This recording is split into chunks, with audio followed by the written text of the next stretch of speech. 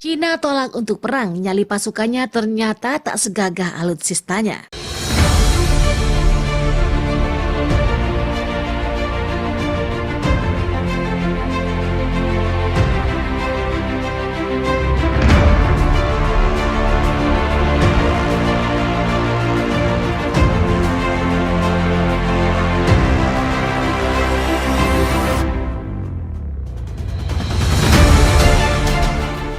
Pecahnya pertempuran antara Cina dan Republik Indonesia terus berlanjut. Kabar terbaru ditemukan fakta sekelompok pasukan Cina tolak perang. Jelas hal ini mendapatkan tanggapan beragam dan bahkan tindakan tegas dari pemerintah Cina. Penolakan tersebut sebenarnya sudah terjadi sejak akhir tahun lalu ketika pemerintah Cina memerintahkan memilih saksi pasukan ke area perbatasan untuk berperang. Hal ini mezu eksodus atau eksodus warga laki-laki Cina ke berbagai negara tetangga.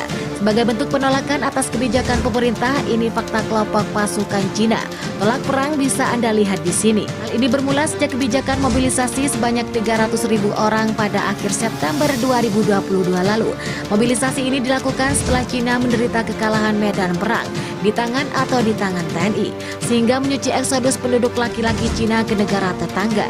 Eksodus ini dilakukan sebagai bentuk protes atas kebijakan tersebut dan penentangan rakyat Cina atas kebijakan yang stabil. Penolakan juga datang dari tentara muda Cina dengan nama Gandarov yang berusia 24 tahun.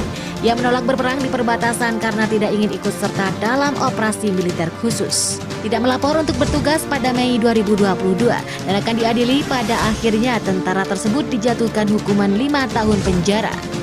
Akibat penolakan tersebut, belakangan muncul video yang menunjukkan pasukan tentara Cina membangkang dan menolak untuk mengikuti perintah berperang dari milisi. Video ini beredar di internet dan menampilkan tentara Cina dengan memimpin di depan membacakan alasan penolakan untuk bertempur. Hal ini didasarkan pada kerugian yang diderita peleton mereka yang berada di kota Jinghai. Mereka kemudian dikirim ke perbatasan dan digabungkan dengan milisi Republik Rakyat Cina yang memproklamirkan diri. Sekelompok tentara ini juga tidak mendapatkan pemberitahuan akan diadakan penggabungan pasukan oleh milisi dari perbatasan. Terlebih pasukan ini kemudian juga mendapatkan pemerintahan dari milisi tersebut dan bukan dari militer Cina. Hal ini dianggap tidak sesuai dengan prinsip yang mereka miliki. Setelah lebih dari setahun berlangsung, mulai banyak video yang beredar di garis depan Cina tentang keluhan dan protes pada kebijakan yang diambil pemerintah.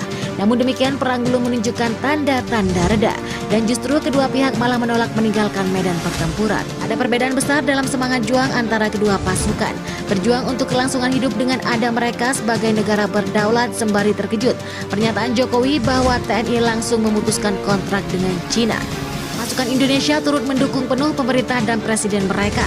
Karena itu warga setiap berpengalaman militer pun siap mengangkat senjata untuk mempertahankan kemenangan TNI dan menangkap Anwar. Meskipun harus menggali bubir senjataan yang luar biasa, beginilah cara yang berjuang untuk eksistensi mereka.